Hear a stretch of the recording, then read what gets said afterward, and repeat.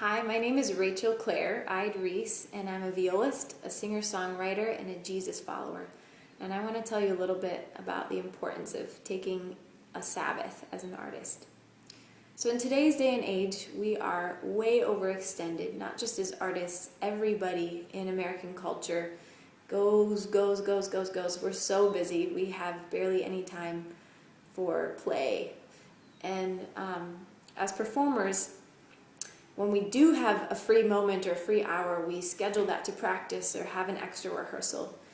And we're told by our peers and our professors that the competition is very fierce and that we need to be in the practice room, and that if we're not, we're competing against the people who are. But as artists, we really need rest in order to perform well.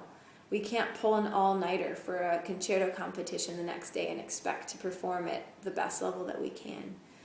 And so God has a different perspective than the world, and He really values Sabbath rest. The first time I heard about this was when Jeff Fernandez, a local pastor in Kalamazoo, came to speak to InterVarsity's Immerse chapter at Western Michigan University, and he described his experience with his family celebrating the Sabbath every week from Friday night to Saturday night. And they let go of all work. The parents choose not to work on those days. And they eat together, they invite friends over, and they play together. Jeff is the pastor of his home church, so he shares the word on Saturday afternoon. And I just thought that was such a beautiful picture of a day of rest with the family. And he was also the first person that highlighted for me in Scripture how important a Sabbath day of rest is for God. And he shows that to us at the beginning of creation. In Genesis, when God creates the world in 6 days, literally or figuratively, then on the seventh day he rests.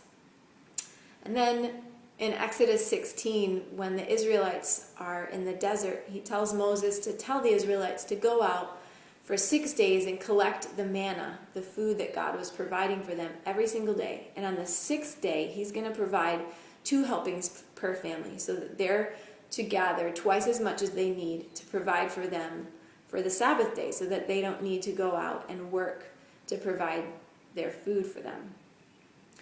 So it's really important for God that we rest and that we celebrate this rest, and it's a gift from Him. So when I first thought about taking a Sabbath, I thought it would be impossible, that I had to do everything that I was doing every day. There wasn't a day that wasn't scheduled for me. But the first time I experienced a Sabbath day was when I was a counselor at Interlochen Arts Camp. And it was the eve of my first day off, and I went out to the beach and I looked up at the stars and I said, God, I don't have anything scheduled tomorrow. And He said, Rachel, that's the point.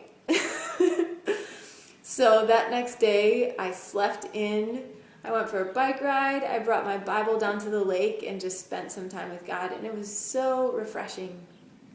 So since then I've celebrated it every week.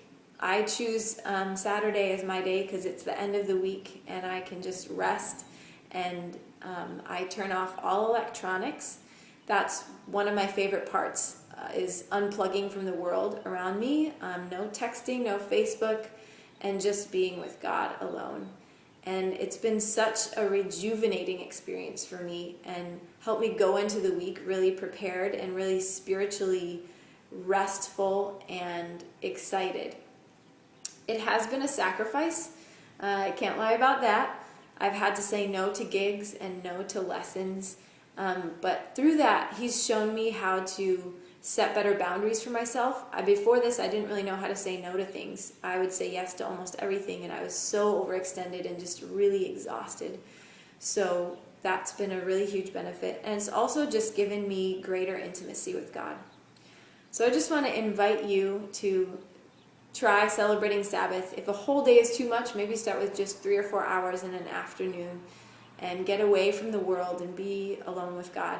I'd also just want to encourage you to do it now, because everyone out in the professional world, once they get out of college, they tell me that things don't get any less busy. So if you set this as a habit for yourself in college, it's going to really serve you well when you graduate. So I'd like to leave you with this from Leviticus 26. Observe my Sabbaths and have reverence for my sanctuary. I am the Lord. If you follow my decrees and are careful to obey my commands, I will send you rain in its season, and the ground will yield its crops and the trees their fruit. So I pray that the Lord would also send you rain in season and produce crops and trees and fruit for you as you celebrate rest with him. Peace.